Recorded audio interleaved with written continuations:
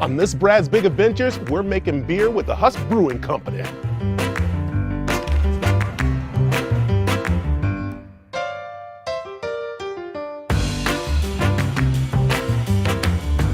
Okay, this is so much fun. I am with one half of the Huss Brewing Company, and that's Jeff here and his wife Leah, who came up with this concept. How long have you guys been around? We've been open for 4.5 years now. But you've been making beer in your home for how long? I did, I bought a homebrew kit when I was 19, so about 15 years now. And is that where you were in there shaking it and moving it and all that stuff? Yeah, a little bit. Just kind of making a mess on the stove back home and just making some terrible tasting beers the entire time. So how did this all come about where you guys now have your own brewery? So I went to brewing school. And then after brewing school, I got a job. There's really a brewing school? Yes, in Chicago, and the second half of it was in Germany. And then I got a job down in at BJ's in Chandler.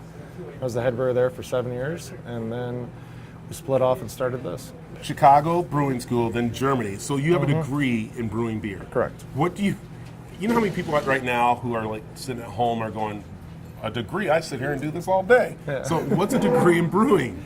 You just learn about how alcohol is made and the different things that yeast does. You guys do in can, and why not bottle? You get a better quality product out of a can. You get a lot of people. It's slowly people are starting to learn that and realize that, but you don't get any light. That's the reason why. Right, 100%. UV light spoils beer. And cans block out 100% of it, whereas a brown bottle will only block out about 85% of it.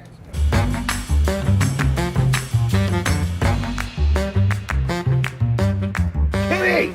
How's it going? Awesome. Is this where we're starting? This is not where we're starting. This is kind of the final stage of the process. We got to get through the grunt work before we get to have the fun part. Okay. All right. Where are we starting? You got to earn your beer. All right? All right. Let's start in the back. First and foremost, one of the more important things with it is water. Right? Okay. In regards to our water system, what we utilize is we do an RO system.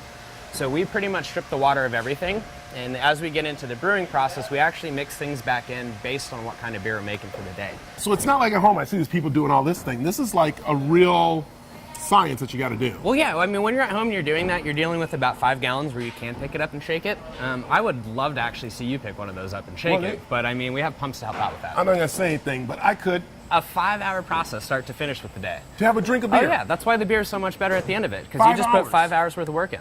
All right, so what's our next? So ultimately, the first starting point has to do with grains. Okay. So with that, we have our mash tun. We have a brew wrapping up right now. We'll get to what they're doing. But what it all starts with, we have a silo out back that gets transferred in. That's what these stainless steel lines are, going across the top of us. They go into our mill room, which is right behind us. And what that mill does is it actually crushes the grains together to reveal what's inside all of that husk. To us, we just know to starch. But what we do as brewers is we take that starch and we turn it into fermentable sugars. Ultimately, there's 4, 2 simple, 2 complex. We want those simple sugars because the yeast likes the sugars. So after we get those sugars converted, what we do is over a slow transferring process, about 2 to 2.5 hours, we'll take all the sugar water out of the mash tun and we'll transfer it over into the kettle. And what we'll do is we'll boil a beer. We'll boil anywhere from about 80 minutes to about 100 minutes, just depending on what beer we're making. The purpose of that does a couple things. Is one, it allows you to purify that wort, get rid of any kind of off flavors that just come naturally with the different grains. And then as well as that's also when we add our hops. We add hops in intervals to get different reactions out of it. All right. Earlier you add it, more bitter. Later you add it, more juicy. All right, so that means I got to go up and do some work, right? It's time to do some work. All right, let's go do some work. So now what are we doing here? This is very important because I get to be a part of this. Yeah, so right now what we've done is we've taken all the sugar water out of our mash tun. We filled our kettle and we now have it in a rolling boil. Now when you add hops to beer, you add them at intervals. The earlier you add it in the boiling process, the more bitterness that you get out of it. The later, the more aromatic. So IPAs get a lot of additions. For the beer we're brewing today, Papa Goat Orange Blossom, we just do one addition. We just use it strictly for a little bit of bittering. So this is not against you guys. These look like rabbit pellets. That's Do you hear that a lot? exactly what they look like. That's actually one of the ways we use to describe them. Yes. So we got to drop them in because we're going to start our 80-minute timer. Perfect. That's it? And that's it. Now we get a timer started. It's at 80 minutes. We just count down, and it just sits. I got to wait 80 minutes for a drink? You don't. Well, if you wanted to wait for this to drink, you're going to have to come back in like 2 weeks. Really? Give or take about 2 weeks from start to drink. 10 to about 14 days. Oh man! So what happens is as the wort comes out after it's cooled, we introduce oxygen and we introduce yeast. At that point, it goes straight into a tank. So it can go into one of these at any given time. This And then that's where particular you get beer. almost. We're still at the start of it. We're still at hour 4 and we're talking about 2 weeks, remember? What? I see the two different tanks here. Yeah. Why? So the big difference is we have this guy. It's called a conical fermenter. And the purpose for it is it's actively fermenting. This is where the yeast is eating sugar and making beer. After it goes through the filter, it ends up in this other tank that we were looking at earlier. And this big one. This big one. Right, So and this let's make sure viewers, I have not been drinking. Okay, I've not had one beer yet. Yet. Okay, so what goes in this one? So the finished product of the filtered beer will end up in there. We call that a bright tank or a conditioning tank. So- one thing with beer, since we're dealing with a bunch of live cultures, we have to sanitize anything before we do it. So what we're gonna do is just give a quick spray of this guy. Okay. Bet you wanna know what this is called, don't you? Yeah. This is called a sample cock. A what? A sample cock. A sample cock? Yep, so what you do is you have to blow everything I'm out sorry, first. say it again. Sample cock. I just want to make sure we got that correct. Perfect. A sample cock. Now this is a spray zone. Uh-oh. I'll catch it, don't worry. Oop. Oh. George, yeah.